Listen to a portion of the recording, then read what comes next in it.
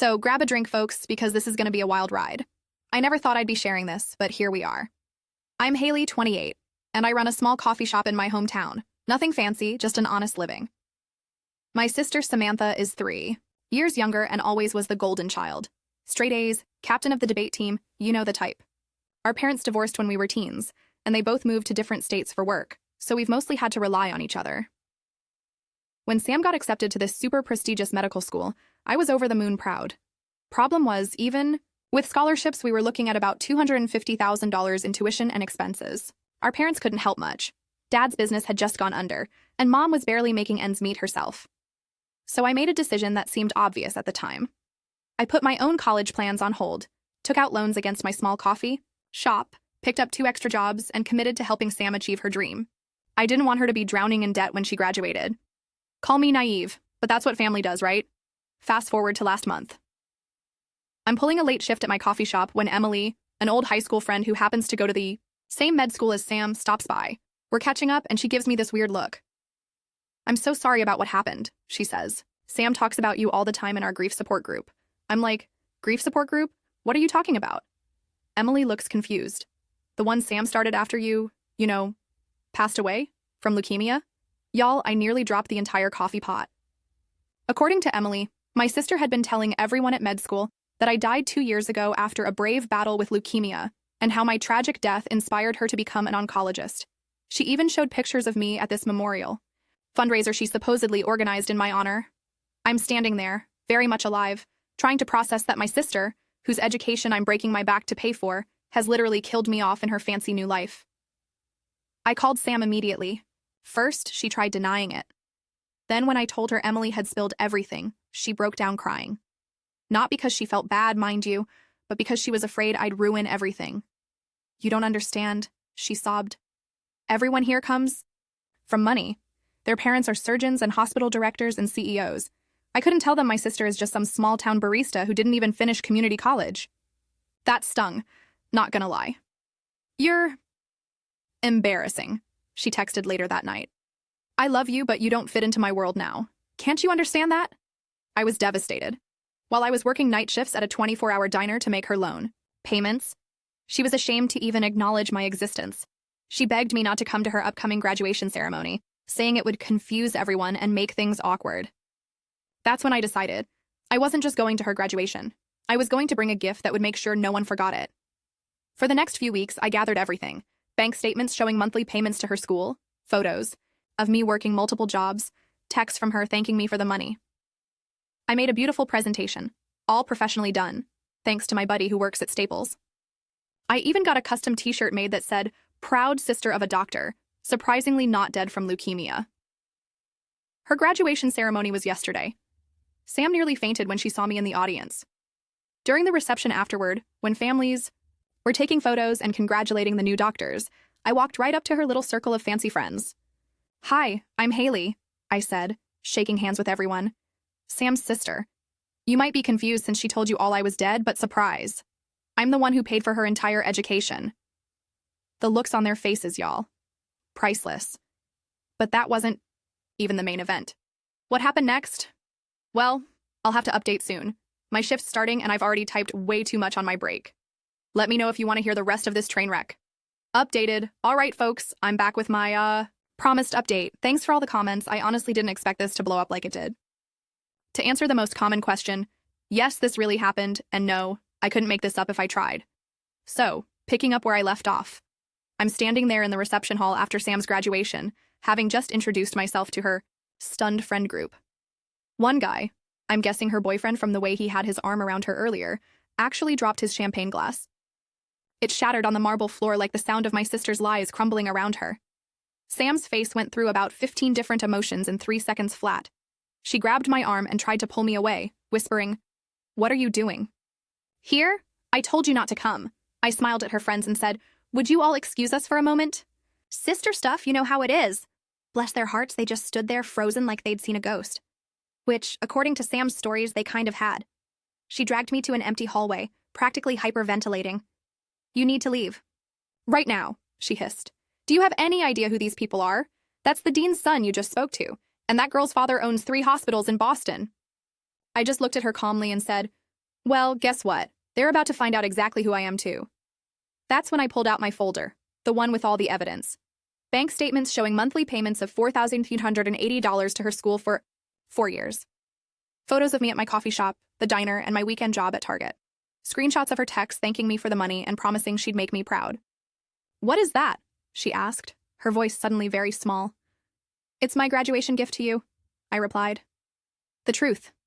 I walked back to the reception area where a small stage had been set up for families to say a few words about their graduates. I put my name on the list while Sam followed me, begging me not to do whatever I was planning. When they called my name, I stepped up to the microphone. The room quieted down, probably because Sam had become something of a celebrity, with her tragic backstory of her dead sister inspiring her medical career. "Hi, everyone," I started, my voice only shaking a little. For those who don't know me, I'm Haley, Samantha's older sister. According to the stories some of you have heard, I died of leukemia 2 years ago. You could hear a pin drop in that room.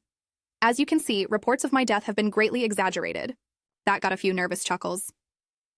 I'm actually very much alive. In fact, I've been working 3 jobs for the past 4 years to put Sam through medical school. I clicked the remote and my presentation appeared on the screen behind me. First, slide. A photo of me and Sam from when she got her acceptance letter, both of us crying happy tears. When Sam got into this amazing program, our parents couldn't help financially. So I stepped up. I put my own education on hold, took out loans against my small business, and committed to giving Sam the future she deserved. Next slide. Bank statements, loan documents, all highlighted and organized. In total, I've contributed $250,430 to my sister's education.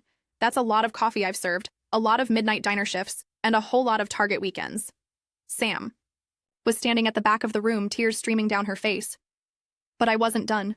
What I didn't know was that while I was working myself to exhaustion, Sam was telling everyone here that I had died, that I was her inspiration, that my death drove her to become a doctor. I looked directly at her. The truth is, I am her inspiration.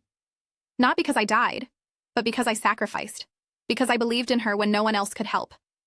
Because that's what family does. The room was so quiet you could hear the ice melting in the punch bowl. I saw the dean whispering to someone next to him, looking concerned. I'm not here to ruin Sam's big day. I'm genuinely proud of what she's accomplished. But I wanted all of you to know that she didn't get here alone, and she certainly didn't get here because I died. She got here because I believed in her enough to put my own dreams on hold. Then I looked directly at the group of friends she'd been standing with earlier. And by the way, there's nothing embarrassing about being a barista or not finishing college. What's embarrassing is being ashamed of the people who love you and sacrifice for you. With that, I clicked to my final slide. A photo of Sam and me when we were kids, arms around each other, gap-toothed smiles. Underneath I'd written, "Congratulations, Dr. Samantha. Love, your very much alive sister." I stepped away from the BA. Mike and the room erupted, not in applause, but in that uncomfortable murmuring that happens when people witness something incredibly awkward yet can't look away. Like watching someone trip and spill their entire tray in the high school cafeteria, but way worse. As I walked toward the exit, the dean of the school, a distinguished-looking woman in her 60s, intercepted me. "Ms. Hayes, could I have a word with you in private?" Oh boy, I thought. Here comes security to escort me out. Instead, she led me to a small office and closed the door. "What you just shared out there? Is it all true?" she asked, her expression unreadable. I nodded and handed her my folder of evidence. Every last dollar. She flipped through it slowly, occasionally looking up at me with what I can only describe as growing respect. "Your sister has been quite the star here," she said finally. "Brilliant student, compelling personal story, very popular. We even featured her in our alumni newsletter, The Girl Who Lost Her Sister and Found Her Calling." I didn't know what to say to that, so I just waited. "What are your educational aspirations, Ms. Hayes?" she asked suddenly. The question caught me off guard. I always wanted to go into physical therapy, but that's on hold indefinitely now. She closed my folder and handed it back to me. "Not anymore, it isn't. I'd like to offer you a full scholarship to any program at our university. What you've done for your sister represents exactly the kind of dedication and sacrifice we try to instill in our medical professionals." She smiled slightly. "Perhaps we've been teaching the wrong Hayes sister all along." I was speechless. Absolutely speechless. When I finally left the office, Sam was waiting outside, mascara streaked down her face. "How could you do that to me?" she whispered, her voice cracking. "You've ruined everything." Before I could answer, the dean stepped out. "Dr. Hayes," she said coolly to Sam. My office, 9 a.m. Monday morning. We need to discuss your community service assignment. Sam went pale. Community service? But I'm starting my residency at Massachusetts.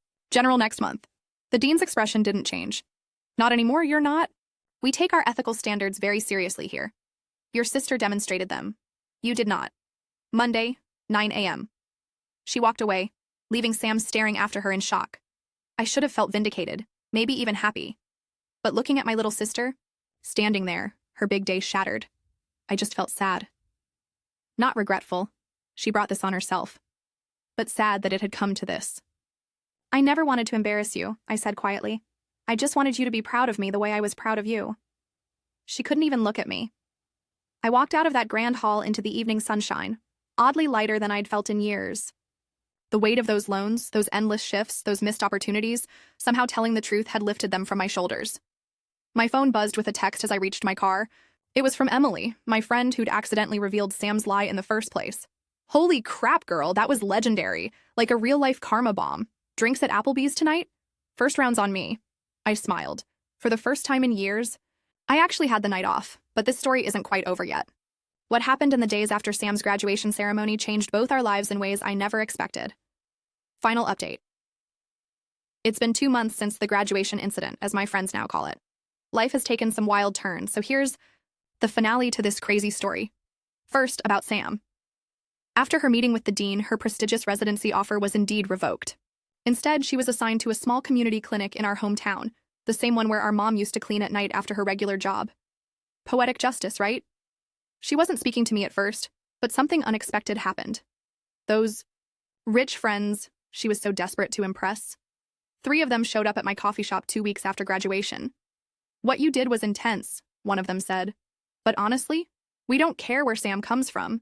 She made up that story all on her own. Turns out most of them came from regular families too. The dean's son was actually on a scholarship. The girl whose dad owned hospitals, her father was a janitor at one. They gave Sam's number to me and encouraged me to reach out. When I finally did, we had the longest, most honest conversation of our adult lives. There were tears, accusations, and eventually a fragile understanding. As for me, I started physical therapy school last month, full scholarship, like the dean promised. Sam and I meet for coffee every Sunday now. It's awkward sometimes, but we're rebuilding. The loans I took out for her, we're working through a payment plan together. She brings her clinic paperwork to our coffee dates, and I bring my PT textbooks. Funny how life works out. Sometimes you have to die in someone's story before they can see you were alive all along. Thanks for coming on this journey with me, Reddit. Guess we all learned that the truth might be messy, but it's never as complicated as the lies we tell to avoid it.